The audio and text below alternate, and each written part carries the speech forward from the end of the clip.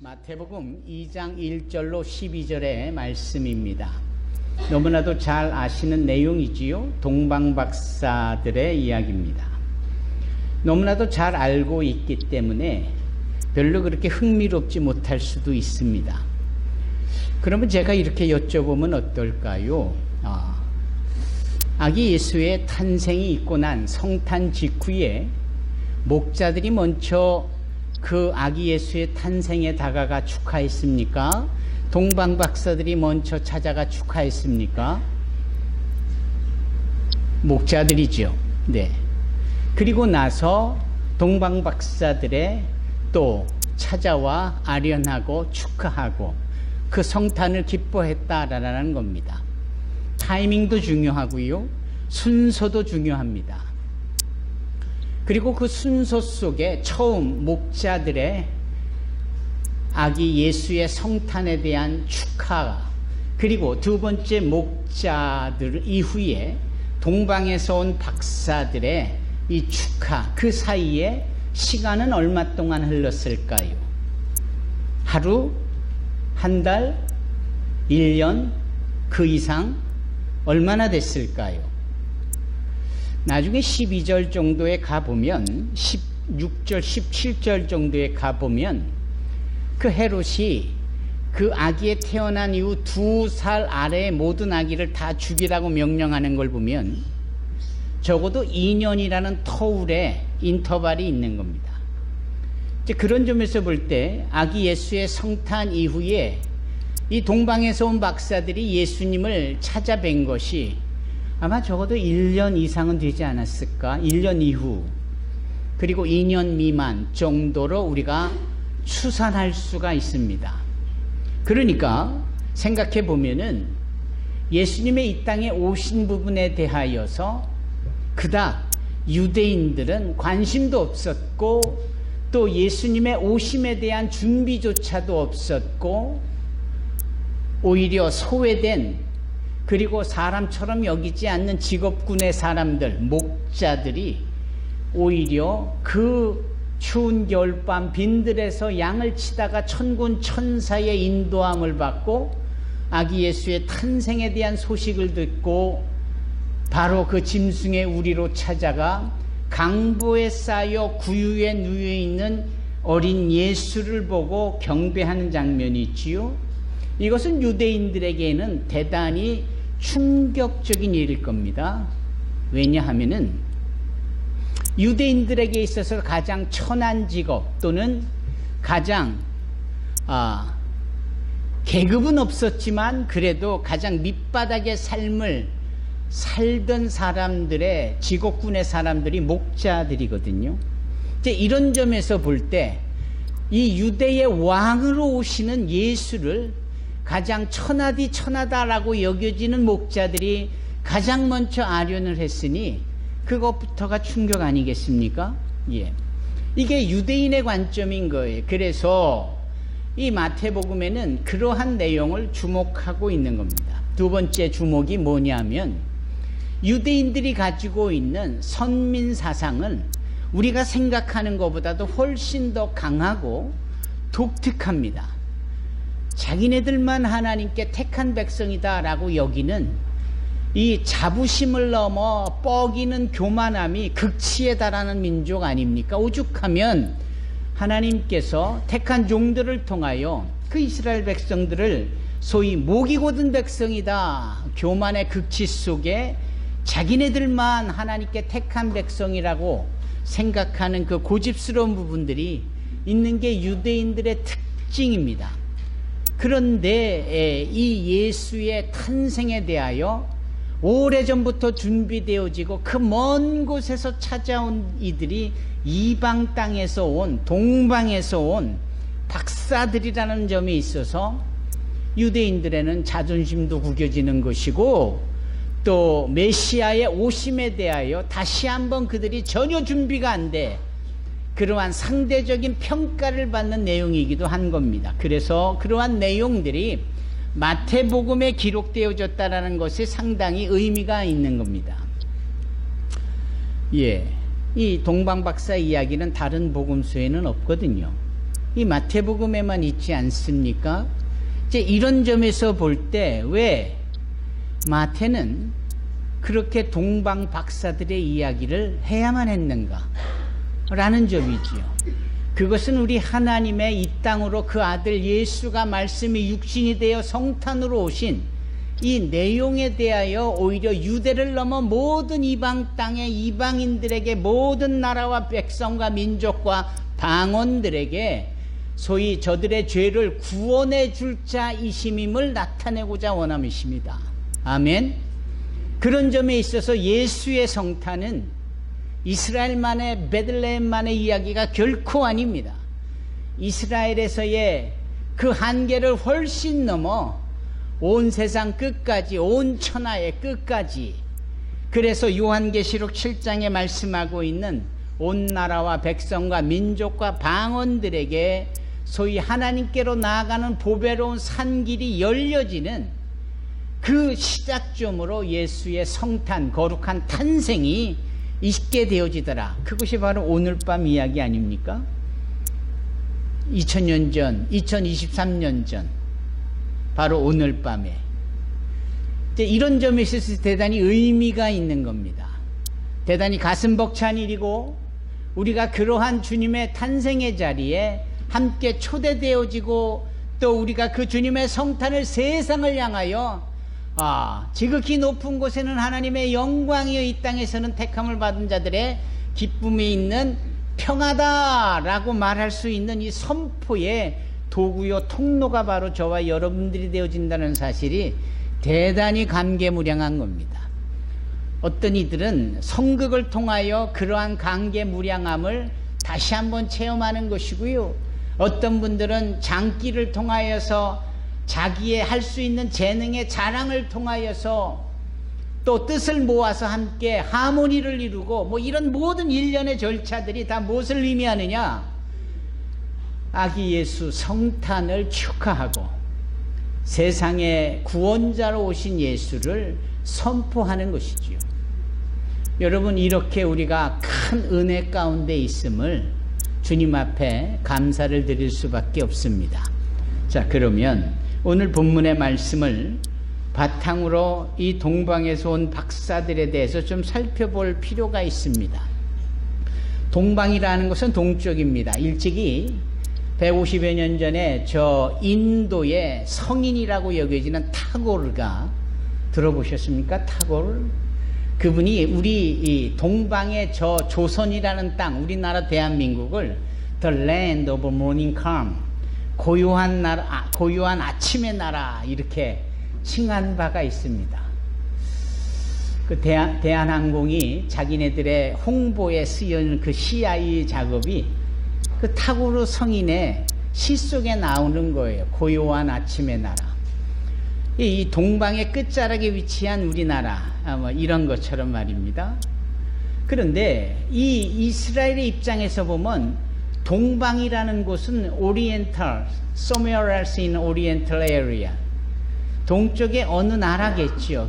어느 나라인지는 성경이 말하고 있지는 않아요. 그냥 동방이라고만 말을 합니다. 그 동방의 어느 나라일까? 우리나라일까요? 그럴 리는 없을 것 같아요. 그죠? 예. 그래서 성경학자들은 입을 모아 이 동방에서 온 박사들이 어느 나라 출신이냐라고 할 때 펄지아, 소위 페르시아라고 말합니다.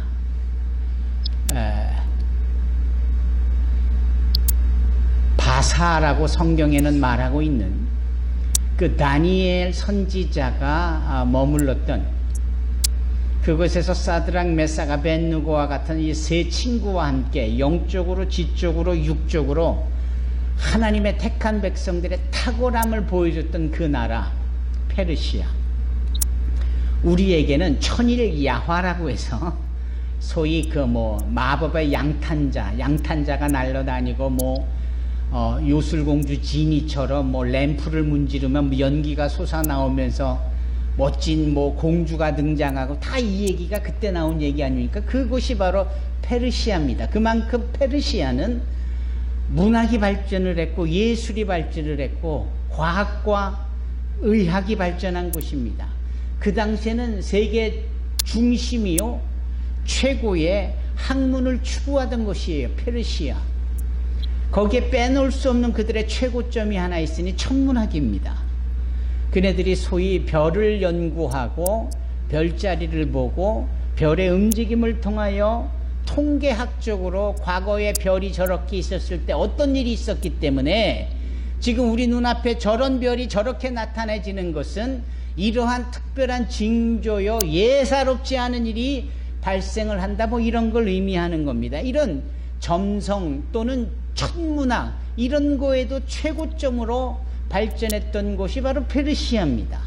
그리고 페르시아의 위치는 이스라엘을 중심으로 볼 때 동쪽에 위치한 동방의 센트럴 컨트리가 맞죠. 중앙적인 부분이 맞죠. 따라서 동방에서 박사들, 메자이, 박사들이 왔다라고 하는 것은 이 박사들이 그 페르시아에서 왔다라고 모든 이 구약학자들이나 신약학자들이나 성경학자들이 말할 때 그게 객관성 있는 증거가 되는 겁니다.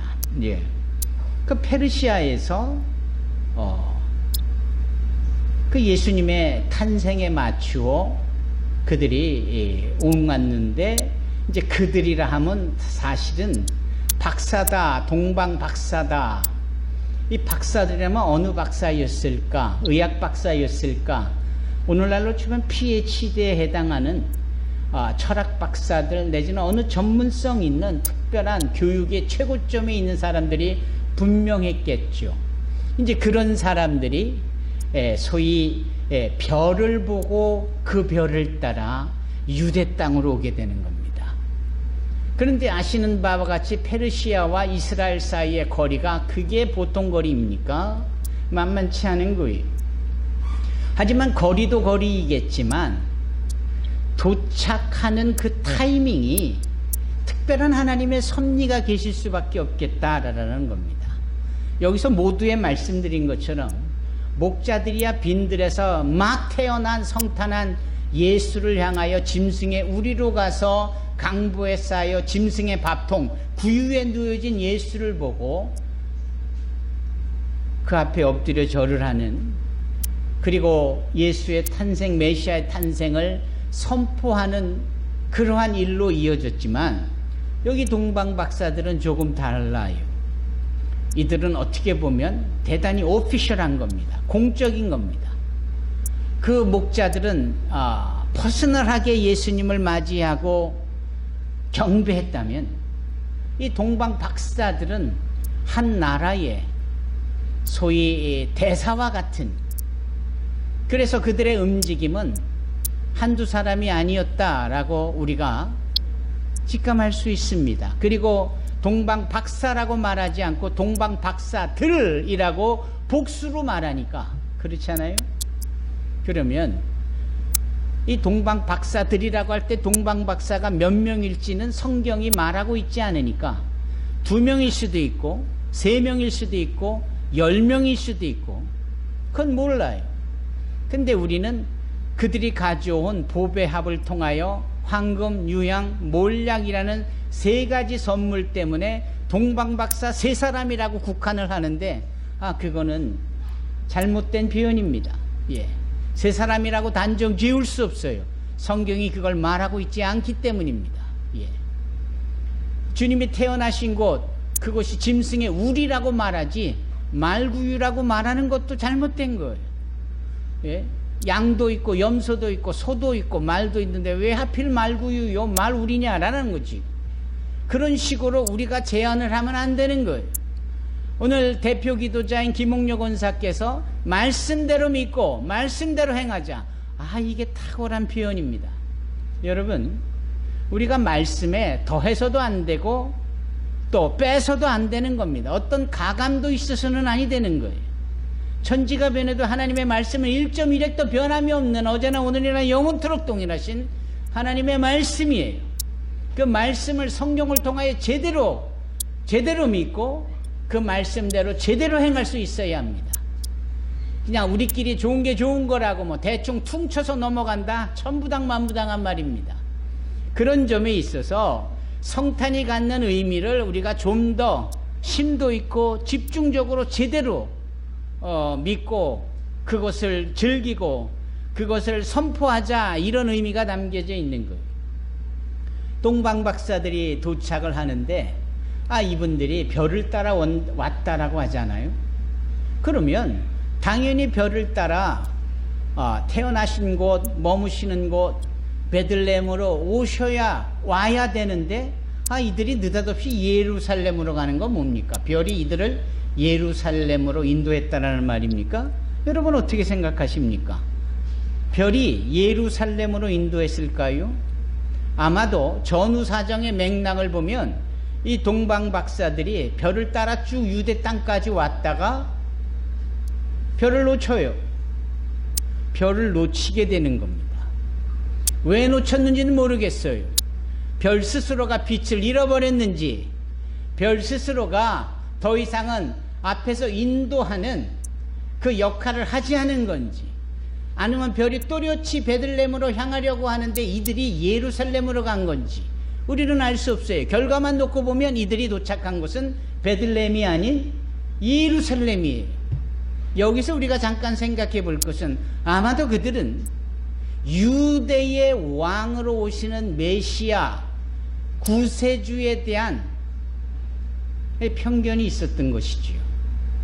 왕으로 온다면 당연히 왕궁이 있는 가장 큰 도시로 오겠지 라고 해서 그들이 상식을 동원해 도착한 것이 예루살렘이 아닐까.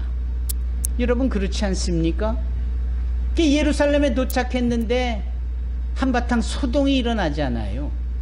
헤롯이라는 왕이 자기가 돈을 주고 로마 황제로부터 유대의 분봉왕이라는 소위 매점매석과 같이 돈으로 자기의 신분을 사서 왕이다라고 이렇게 뻗대고 있는 그 상황 속에 동방에서 온 박사들, 그들이 누가 봐도 유대의 어떤 신화와 비교해봐도 벌써 아우라가 다를 텐데 이들이 와서 유대왕이 나셨다, 그분 와서 아련하겠다라고 하니 유대왕이 명색이 자기가 왕인데 진짜 백이 유대왕을 아련하겠다라고 그 이방 나라에서 소위 고위 관리들이 조착을 했으니 소동이 일어날 수밖에 없지 않겠습니까?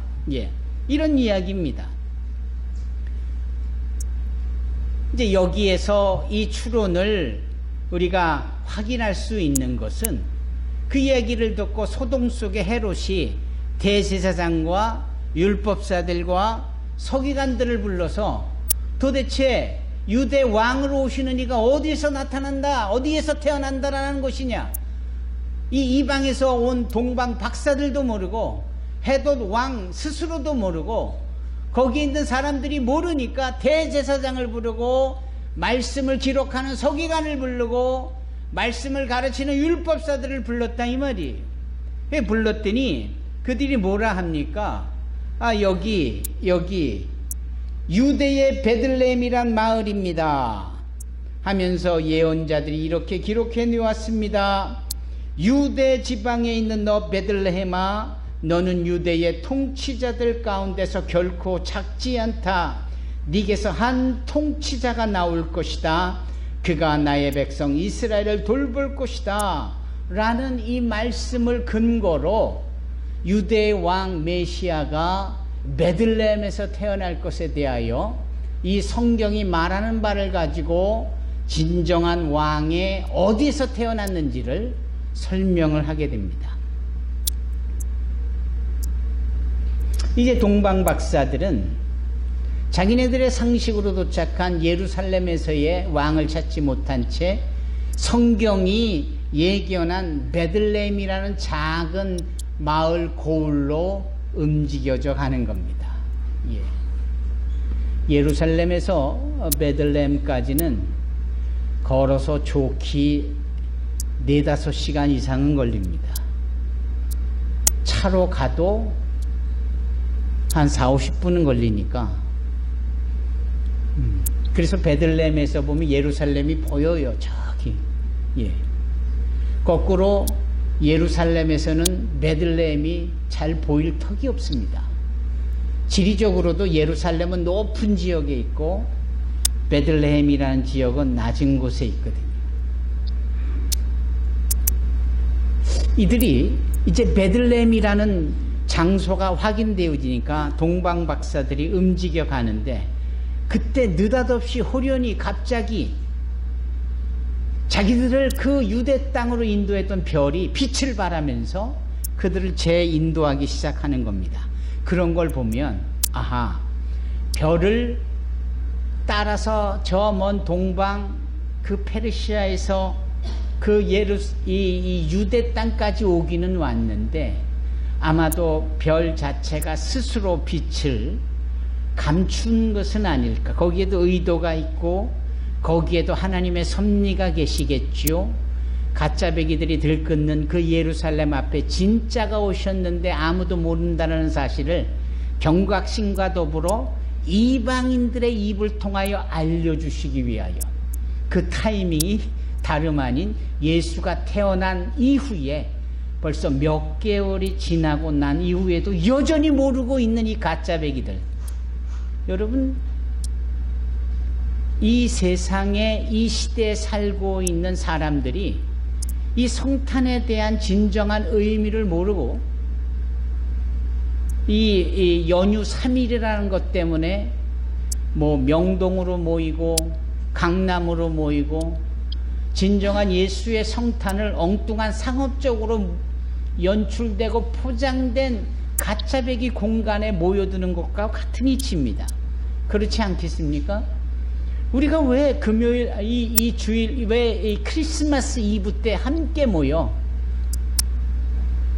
그 저녁 시간에 우리가 성극을 하고 성탄을 축하하고 이후에 또 함께 나가서 새벽송을 두느냐? 우리는 진짜 배기 왕이신, 진짜 진리이신, 진짜 메시아이신 예수님, 그분의 성탄을 믿기 때문이요. 그 성탄을 세상 가운데 선포하고 외치고 가짜들 앞에 현혹되어 있는 자들의 영혼을 깨우기 위함이 아닙니까? 그런 거예요. 이 동방 박사들이 그렇게 베들레헴으로 이제 가게 되어집니다. 그리고 베들레헴에 가보니 여전히 예수님이 그렇게 구유에 누워 있는, 그렇게 짐승의 우리에 있는 모습인가? 몇 개월이 지났다는데 여전히 짐승의 우리에 구유에 누워 계실 리가 있어요? 여기 오늘 본문의 말씀은 집이라고 하잖아요. 집. 이 예수님께서 태어난 곳과 이제 신생아로서 자라가는 그 공간은 다른 거예요. 집이라고 했어요. 그 별이 예수님 어린아이 예수가 자라는 그 집 위에 머무니 이 동방에서 온 박사들이 하나도 어려움 없이 그 예수님이 계시는 그 집에 들어가 그 마리아와 함께 계시는 그 어린 예수 앞에 무릎 꿇고 아련하며 경배하며 찬양하며 예배하지를 않습니까? 그래서 생각해 보는 겁니다. 이들이 다 오기는 다 왔는데 베들레헴까지 모르는 걸 보면 이들이 소위 성경 말씀을 모르는 사람이로구나. 그쵸? 성경 말씀을 알고 구약을 알았다라면 그 베들레헴에서 태어날 것인 것도 알아서 직접 다이렉트로 베들레헴까지 가겠는데 안 가고 상식을 동원해서 왕이라 하니까 예루살렘 성으로 간 거 아닙니까? 이제 이런 점에서 볼 때 우리가 두 가지를 보는 겁니다. 여러분, 세상에는 일반적 계시가 있고 세상에는 특별 계시가 있어요. 일반 계시라 하는 것은 무엇을 의미합니까? 봄이 가고 여름이 오고 가을이 오고 겨울이 가고 아침에 해가 뜨고 저녁에 달이 뜨고 그렇잖아요. 이 모든 자연의 순환과 움직임과 자연의 질서와 체계 속에서 눈이 내리고 꽃이 피고 그 꽃잎 하나하나가 담고 있는 생명의 신비로움은 우리의 한계인 언어로서는 다 표현이 못할 정도예요. 여러분, 꽃잎도 보면 홀수로 있다라는 사실을 우리가 아는데 그것도 다 자연의 법칙 중에 하나입니다. 여러분, 이 나무 하나, 꽃잎 하나, 정말 날아다니는 곤충 한 마리조차도 지금 우리의 과학기술로 똑같은 걸 못 만들어내요. 그걸 움직이려면 인위적인 힘과 에너지를 줘야 될 배터리도 필요하고 뭐 이런 거지, 그게 생명이 돼서 스스로 생각하고 본능적으로 움직이고 자연과 더불어 조화를 이루는 이런 것들이 불가능한 거예요. 그런 척만 할 뿐이지 우리가 그 일을 할 수가 없는 거예요. 왜냐하면 그것은 창조주의 영역이지 피조물인 우리가 흉내낼 수 있는 영역이 아니거든요. 따라서 나뭇잎 하나 속에 담겨져 있는 생명의 신비로움을 통하여 소위 창조주의 존재를 알고 하나님의 생명의 역사를 보게 되어지는 것, 이게 일반 계시입니다. 햇빛 속에서도 일반 계시를 보고 달밤 아래에서도 일반 계시를 통하여 하나님을 알고, 이 페르시아에서 온 동방 박사들이 그 일반 계시 속에 펼쳐져 있는 하나님의 섭리를 보고 움직인 거예요. 그래서 유대 땅까지 온 겁니다.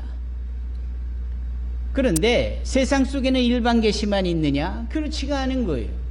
하나님께서 창조하시는 내용으로부터 인간들이 죄를 짓고 불순종하여 죽을 수밖에 없는 이 상황에서 하나님은 그 죽을 수밖에 없는 당신의 걸작품인 이 인간들을 살려내시려고 공의로우신 그 하나님께서 죄의 대가를 지불하시려고 당신의 독생하신 예수를 이 땅에 보내시어 죄 없으신 예수께서 인간적인 삶을 살아가시면서 인간의 모든 죄를 다 지시고 십자가에서 죽으시고 부활하심으로 당신의 부활이요 생명되심을 믿는 자는 죽어도 살겠고 무릇 살아서 예수의 부활이요 생명을 믿는 자는 영원히 죽지 아니하도록 이 모든 것을 말씀에 아름아름 다 오롯이 담아낸 것이 성경 66권, 구약 39권, 신약 27권 합해서 66권, 이게 특별계시다 이 말이에요. 그래서 예수의 진정한 왕으로 이 땅에 오심은 일반 계시로도 알겠지만 어디에서 오셨나, 어디에서 태어나셨느냐, 어디에서 완성이 되셨느냐, 이건 특별계시를 보면 아는 거예요. 그래서 베들레헴이라는 것 가서 맞춰가는 것을 보면서 여러분, 사람들은 일반 계시 속에서 하나님 절대자 창조주에 대한 존재를 간접적으로 겹불을 쬐듯이 느끼지만 저희들은 말씀대로 믿고 말씀대로 행하는 자들이기 때문에 우리는 이 성경 속에 그 주님이 나를 위하여 이 땅에 성탄으로 오셨다는 사실을 믿을 수가 있고 그 성탄에 참여하며 함께 기뻐하는 겁니다. 여기 동방 박사들의 의미가 그런 거예요. 일반 계시의 영역을 넘어 특별 계시의 체험을 누리게 되어지는 것, 이게 우리만 하나님의 자녀다라고 여겨지는 유대인들에게 국한되어지고 고착되어져 있는 그 유대인들의 생각을 깨부시는, 그래서 유대인들에게 복음서라고 주어진 마태복음 안에 이방으로 그 특별 계시의 오묘하고 신묘막측한 구원의 계획을 경험하게 되는 이 동방 박사들을 보는 겁니다. 사랑하는 성도 여러분, 이 동방 박사들이 준비한 예물이 이게 범상치가 않습니다. 이게 황금을 준비했고 유향을 준비했고 몰약을 준비했어요. 어떻게 그렇게 꼭 필요하고 딱 들어맞는 선물을 준비했을까? 이제 여기에서 소위 우연치고는 너무나 우리 주님에게 딱 들어맞는 필연적인 부분인 거예요. 우리가 지난 금요일에 소위 우연과 필연이라는 시므온 선지자와 안나 선지자의 그때 예수님의 태어나신 그때에 그게 우연처럼 맞닥뜨려졌을 때 그들의 인생 전체를 놓고 필연일 수밖에 없는 하나님의 계획을 보았잖아요. 동일한 겁니다. 동일한 거예요. 여기 동방 박사들이 가져온 황금, 유향, 몰약. 황금은 금은 왕을 의미하는 거예요. 왕이 쓰는 금광 같은 것. 이 금이라 하는 것은 최고의 로열티, 최고의 그 권세를 말하고 있는 곧 예수를 위하여 준비한 금이라는 선물은 예수가 왕이다라고 고백하는 거예요. 아멘. 두 번째, 유향이라 하는 것은 아무나 유향이 필요한 게 아니네요. 유향이 필요한 직업군의 사람이 있는데 그 사람들이 누굽니까? 제사장입니다. 제사장들이 하나님 앞에 예배하고 사람들을 이끌어 하나님 앞에 경배할 때 쓰는 물건 중에 가장 가치 있는 물건, 독특한 물건이 유향이에요. 이 유향은 그런 점에서 예수가 우리의 대제사장이시다. 이 땅에서의 통치하시는 왕일 뿐만 아니라 그분이 하나님과 우리 사이에 소위 메디에이터, 중간의 역할을 감당하고 계시는 대제사장이시다. 그래서 신약성경 히브리서를 보면 그 예수를 대제사장으로 거듭 강조하고 있는데, 일찍이 동방박사들은 이미 그네들이 그렇게 우연처럼 준비한 선물 속에 예수의 필연적으로 우리 앞에 대제사장이 될 수밖에 없음을 고백하기에 이르렀다. 아멘.